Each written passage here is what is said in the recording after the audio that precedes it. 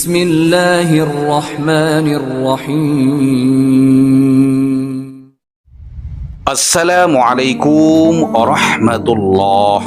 সুপ্রিয় life of জান্নাহ চ্যানেলের দর্শক মণ্ডলী, আশা করি মহান আল্লাহ রাব্বুল আলামিনের অশেষ মেহেরবানি ও দয়ায় আপনারা সবাই ভালো আছেন।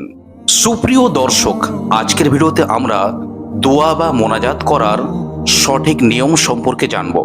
প্রিয় দর্শক, আজকের ভিডিওতে উল্লেখিত নিয়ম মেনে যদি আপনি দোয়া করেন, ইনশাআল্লাহ আশা করা যায় আল্লাহ তাআলা আপনার প্রত্যেকটি দোয়াই কবুল করবেন।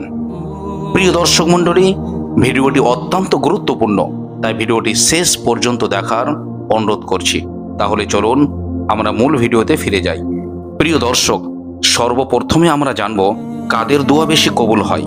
নম্বর 1, সন্তানের জন্য পিতামাতার দোয়া। নম্বর 2, মজলুম ব্যক্তির দোয়া, যিনি অন্যায়ের প্রতিবাদ করেন। নম্বর 3, মুসাফিরের দোয়া, যিনি দেশ বিদেশ সফর করে বেড়ান। এই 3 ব্যক্তির দোয়া আল্লাহ তাআলার দরবারে বেশি বেশি কবুল হয়। এখন আমরা জানব কখন দোয়া বেশি কবুল হয়। নম্বর 1, শেষ রাতে তাহাজ্জুদের পরের দোয়া।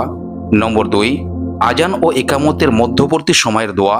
নম্বর 3, প্রতি ওয়াক্ত ফরজ নামাজের পরের দোয়া, যেমন জোহরে 4 রাকাত, আসরে 4 রাকাত, মাগরিবের 3 রাকাত। প্রত্যেক ফরজ নামাজের পরের দোয়া আল্লাহ তাআলার দরবারে বেশি বেশি কবুল হয়। এবং নম্বর 4, বৃষ্টির সময়ের দোয়া। বৃষ্টির সময়ের দোয়াও আল্লাহ তাআলা বেশি বেশি কবুল করে থাকেন। প্রিয় দর্শক, এখন আমরা জানব কোন কোন বিষয়ে আল্লাহ তাআলার কাছে দোয়া করা যায়। প্রিয় দর্শক, সব বিষয়ে আল্লাহ তাআলার কাছে দোয়া করা যায়। যদি আপনার বিষয়টা, আপনার চাওয়াটা, আপনার আশাটা যদি হালাল হয়, তাহলে প্রত্যেক বিষয়েই আপনি আল্লাহ তাআলার কাছে দোয়া করতে পারবেন। প্রিয় দর্শক মণ্ডলী, দিন দুনিয়ার এমন কোনো বিষয় নেই যা নিয়ে আপনি আল্লাহর কাছে চাইতে পারবেন না। যা মনে চাই আল্লাহর কাছে আপনি চাইতে পারবেন। এমনকি বলা হয়েছে, যদি আপনার জুতার ফিতা ছিঁড়ে যায়, সেটা নিয়েও আপনি আল্লাহ তাআলার কাছে বলতে পারেন। মনে করেন আপনার টাকার ধার দরকার, আপনি কোনো এক বন্ধুর কাছে টাকা ধার চাইতে যাচ্ছেন। বলা হয়েছে, দুনিয়ার কারো কাছে হাত পাতার আগে আপনি আল্লাহ তাআলাকে বলুন যে আপনার টাকার দরকার। এই জন্য আপনাকে করতে হবে যে আপনি যার কাছে টাকা ধার চাইতে যাচ্ছেন, তার কাছে যাওয়ার আগে আপনি 2 রাকাত নামাজ পড়েন এবং আল্লাহ তাআলাকে বলেন, তারপরে সেই ব্যক্তির কাছে আপনি টাকা ধার চাইতে যান। প্রিয় দর্শক, আপনি দেখবেন আপনার যাওয়ার আগেই সে ব্যক্তির মনটাকে আল্লাহ তাআলা পরিবর্তন করে দিয়েছেন এবং আপনি যাওয়ার সাথে সাথেই খুব সহজে আপনি তার কাছে টাকা ধার পেয়ে যাবেন। প্রিয় দর্শক, কিন্তু এমন কিছু বিষয় রয়েছে যে বিষয়গুলো আমাদের দোয়া কবুলের ক্ষেত্রে বাধা হয়ে যায়, আর এই জন্যই অধিকাংশ আমাদের দোয়া আল্লাহ তাআলার দরবারে কবুল হয় না। যেমন হারাম খাদ্য, হারাম পানীয় ও হারাম বস্ত্র। কেউ হারাম কোনো খাবার খেলে বা কারো খাবার হারাম টাকায় কেনা হলে, অথবা পোশাক হারাম হলে বা হারাম টাকায় কেনা হলে, এই অবস্থায় আল্লাহ তাআলা সেই ব্যক্তির দোয়া কবুল করেন না। প্রিয় দর্শক, রাসূলুল্লাহ সাল্লাল্লাহু আলাইহি ওয়াসাল্লাম বলেছেন, হে মানব সকল, আল্লাহ পবিত্র, তিনি পবিত্র বস্তু ছাড়া কোনো কিছু গ্রহণ করেন না। তিনি এ ব্যাপারে মুমিনদের যে নির্দেশ দিয়েছিলেন, সে নির্দেশ দিয়েছিলেন রাসূলদেরকেও। তিনি বলেছিলেন, হে রাসূলগণ, তোমরা পবিত্র বস্তু হতে আহার করো ও সৎকর্ম করো। তোমরা যা করো সেই সম্বন্ধে আমি সবিশেষ অবহিত। প্রিয় দর্শক, শুধু তাই নয়, এবং আল্লাহ মুমিনদের উদ্দেশ্য করে বলেছেন, হে মুমিনগণ, তোমাদের আমি যেসব পবিত্র বস্তু দিয়েছি তা হতে আহার করো। এই কথা বলার পর রাসূলুল্লাহ সাল্লাল্লাহু আলাইহি ওয়াসাল্লাম এমন এক ব্যক্তির কথা বললেন, যে ব্যক্তি দীর্ঘ সফর করে মাথার চুলগুলোকে এলোমেলো করেছে এবং পদযুগল ধুলায় ধূসরিত করেছে, অতঃপর আকাশের দিকে হাত তুলে দোয়া করে, হে প্রভু, হে প্রভু, কিন্তু তার খাদ্য হারাম, তার পোশাক হারাম, তার শরীর গঠিত হয়েছে হারাম দিয়ে, কিভাবে তার দোয়া কবুল করা হবে? সহিহ মুসলিমের হাদিস। নম্বর 2, সৎ কাজের আদেশ ও অসৎ কাজের নিষেধ বর্জন করা। এই কারণেও আমাদের অধিকাংশ দোয়া আল্লাহ তাআলার দরবারে কবুল হয় না। প্রিয় দর্শক মণ্ডলী, মানুষকে ভালো কাজের আহ্বান না করলে বা খারাপ কাজ থেকে বিরত থাকতে না বললে, অর্থাৎ দাওয়াত ও তাবলীগে অবহেলা করলে, তার দোয়া আল্লাহ কবুল করেন না। নবী করিম সাল্লাল্লাহু আলাইহি ওয়াসাল্লাম বলেছেন, তোমরা অবশ্যই সৎ কাজের আদেশ করবে ও অন্যায় কাজে বাধা দেবে, অন্যথায় আল্লাহ তাআলা তোমাদের প্রতি শাস্তি নাযিল করবেন। অতঃপর তোমরা দোয়া করবে কিন্তু তিনি তা কবুল করবেন না।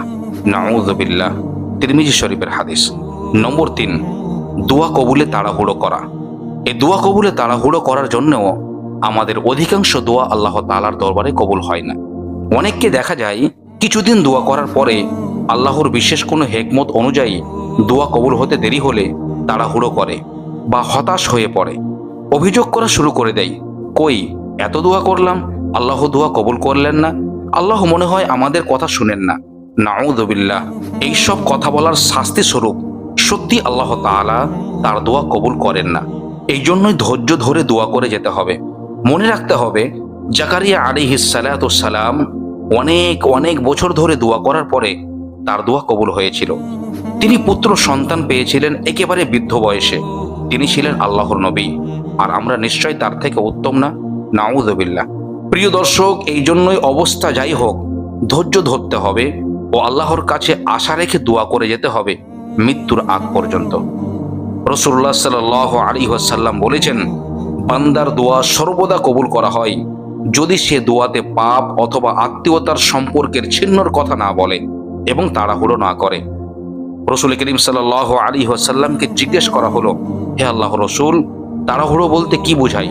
তিনি বললেন, দোয়াতে তাড়াহুড়ো হলো প্রার্থনাকারী বলে, আমি তো দোয়া করলাম কিন্তু কবুল হতে দেখলাম না, ফলে সে নিরাশ হয় ও ক্লান্ত হয়ে দোয়া করা ছেড়ে দেয়। সহিহ মুসলিমের হাদিস। প্রিয় দর্শক মণ্ডলী, দোয়ায় এই ধরনের তাড়াহুড়ো করা আল্লাহ তাআলা অপছন্দ করেন। যেমন তিনি বলেছেন, আর মানুষ অকল্যাণের দোয়া করে যেভাবে সে কল্যাণের দোয়া করে, তবে মানুষ তো অতিমাত্রায় ত্বরাপ্রিয়। সূরা আল ইসরা আয়াত নম্বর 11। তবে দোয়ার ভিতরে এই কথা বলা নিষেধ নয় যে, হে আল্লাহ, এটা আমাকে খুব তাড়াতাড়ি দিয়ে দাও। দোয়াতে তাড়াহুড়ো করার অর্থ হলো দোয়া করে কেন এখনো দোয়া কবুল হলো না এমন ভাবনা নিয়ে ক্লান্ত হয়ে দোয়া করা ছেড়ে দেওয়া।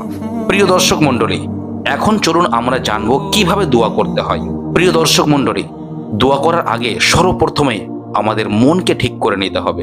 রাসূলুল্লাহ সাল্লাল্লাহু আলাইহি ওয়াসাল্লাম বলেন, উদাসীন হৃদয়ের দোয়া কবুল হয় না। তাই দোয়া করতে হবে একাগ্র চিত্তে, ধ্যান মন একসাথে করে আল্লাহর কাছে নতজানু হতে হবে, নিজেকে আল্লাহর কাছে পূর্ণাঙ্গভাবে সমর্পণ করতে হবে। সুপ্রিয় দর্শক, দোয়া শুরু করার আগে আল্লাহ তাআলার প্রশংসা, হামদ ও গুণগান করতে হবে। তারপরে রাসূল করিম সাল্লাল্লাহু আলাইহি ওয়াসাল্লামের প্রতি কয়েকবার দরুদ পাঠ করতে হবে। তারপর পশ্চিম দিকে ফিরে নামাজের শুরুতে বসে দোয়া শুরু করতে হবে। আপনি যদি আরবিতে দোয়া করতে পারেন তাহলে আরবি ভাষায় করবেন। আপনি যদি আরবি ভাষায় দোয়া করতে না পারেন তাহলে আপনার মাতৃভাষায় আপনার মনের সকল হালাল আশা আকাঙ্ক্ষা দয়াময় আল্লাহ তাআলার কাছে তুলে ধরবেন। প্রিয় দর্শক মণ্ডলী, দোয়া শেষ করে আবার কয়েকবার আপনি দরুদ শরীফ পড়বেন। একদিন দোয়া করলেই আল্লাহ তাআলা সব দিয়ে দেবেন না, বারবার চাইতে হবে, কান্না করতে হবে। মনে করেন আপনার কাছে দুইটা ভিখারি আসলো, একজন কান্না করতেছে আর একজন শুধু দাঁড়িয়ে আছে, আর আপনার কাছে শুধুমাত্র 5 টাকার একটি নোট আছে। আপনি কাকে দেবেন? নিশ্চয়ই যে কান্না করতেছে আপনি তাকে দেবেন। তেমনি ভাবে আল্লাহর কাছে না কাঁদলে আপনি কিছুই পাবেন না। আল্লাহর কাছে অনেকে অনেক কিছু চাই, কিন্তু আল্লাহ তাআলা সবাইকে দেন না, যে কাঁদে তাকেই দেয়। শেষ রাতে দোয়া কবুল হওয়ার সবচেয়ে উপযুক্ত সময়। এই সময় আল্লাহ সপ্তম আসমান থেকে নেমে আসেন এবং দুনিয়ার লোকেদের কাছে উদ্দেশ্য করে বলেন, তোমাদের কার কি দরকার আমাকে বলো, আমি এখন দেব। আমি যদি দুনিয়ার প্রত্যেককে এইরকম 7টা দুনিয়ার সমান সম্পদ দান করি, তবুও আমার রহমতের দরিয়া থেকে দানা পরিমাণ কম পড়বে না। সুবহানাল্লাহ, সুবহানাল্লাহ। এরপর ফজর শুরু হওয়ার আগে আবার সপ্ত আসমানে চলে যান। প্রিয় দর্শক মণ্ডলী, আশা করি আপনারা বুঝতে পেরেছেন আপনি কিভাবে দোয়া করবেন। প্রিয় দর্শক, আজকের ভিডিও এ পর্যন্ত ছিল। ভিডিওটি ভালো লাগলে লাইক করবেন এবং সুন্দর একটি কমেন্ট করবেন। চ্যানেলে নতুন হয়ে থাকলে চ্যানেলটি সাবস্ক্রাইব করে আমাদের সঙ্গেই থাকবেন। আবার কথা হবে অন্য কোনো ভিডিওতে ইনশাআল্লাহ। আসসালামু আলাইকুম ওয়া রাহমাতুল্লাহি ওয়া বারাকাতুহু।